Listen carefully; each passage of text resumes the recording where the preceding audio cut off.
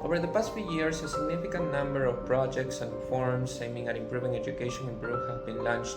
Nevertheless, social and economic inequalities, low quality teachers, poor infrastructure, corruption, and other issues have created a scenario where this goal seems more and more distant. Indeed, the educational system in Peru has always been heavily criticized, but it's important to bear in mind that change does not happen overnight. It's a process, and the first step to bring change in education is to be familiar with the educational system itself and the challenges it faces. The Peruvian educational system is divided into two big groups.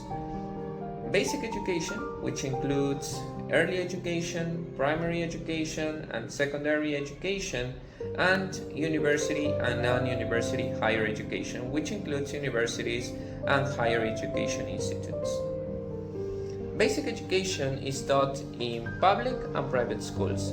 Early education is directed to 3 to 5-year-old children and aims at developing basic physical, social, cognitive, and linguistic skills. Primary education is delivered to children older than 5 years old and lasts for 6 years. The goal is to develop young learners' competencies in math, science, and technology, as well as values. Students who have successfully completed the primary level start the secondary level, which lasts 5 years and aims at strengthening competencies and developing life and work skills. Universities and higher education institutes usually last 5 and 3 years respectively and are tailored to high school graduates.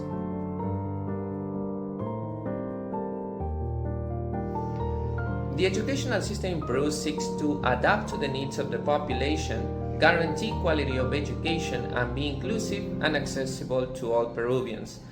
Nonetheless, there are 4 factors that hinder successful education, especially in public schools.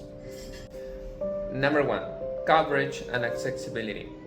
According to the Instituto Nacional de Estadística Informática, in 2021, 13.1% of secondary students from rural areas drop public schools, whereas in urban areas about half of it, with only 6.2%.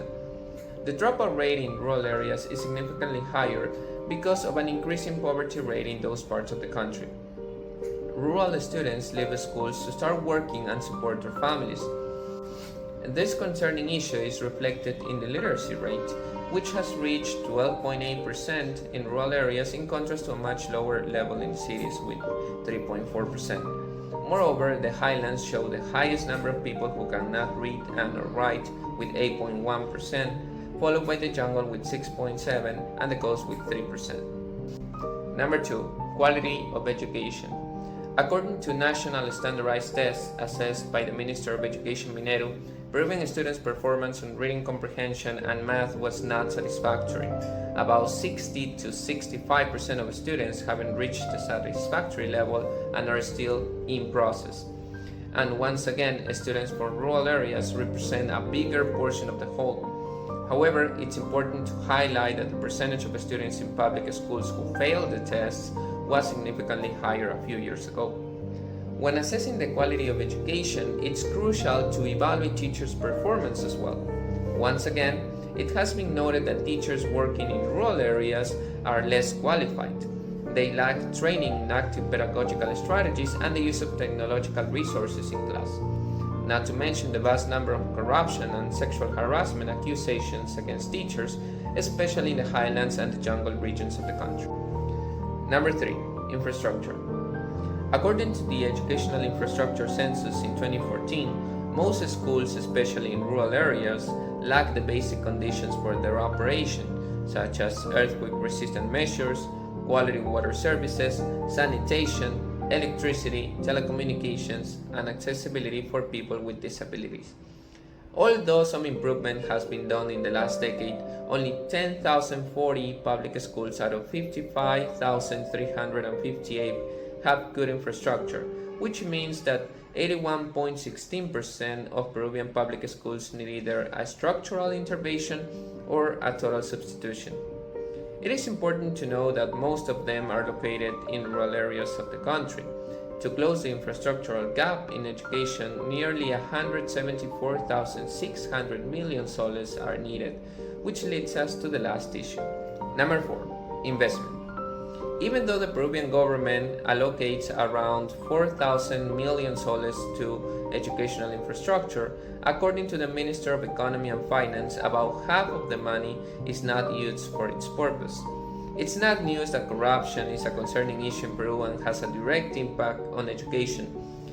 It is estimated that closing only the infrastructural gap in Peru would take more than 5 decades. However, in comparison to previous years, the investment in Peru in general has been growing.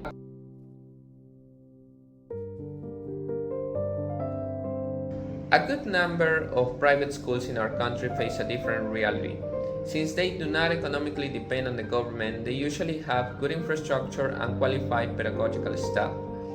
Nevertheless, there is a lack of regulation in this sector, so lots of private schools face similar challenges as their counterparts. Not only that, but also private schools prioritize their income rather than education, segregating the educational system by providing good quality education only to the ones who can afford it.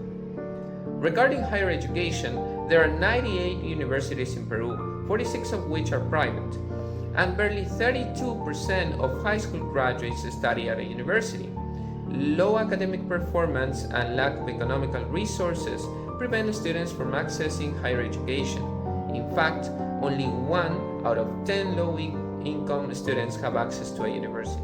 Overall, external problems such as corruption and economic inequalities undoubtedly have a negative impact on education, and as you've probably realized, there is an educational gap between schools located in urban areas and schools located in rural areas, the latter being the one marginalized by the government. Therefore, providing an inclusive and safe environment to those students should be the number one priority.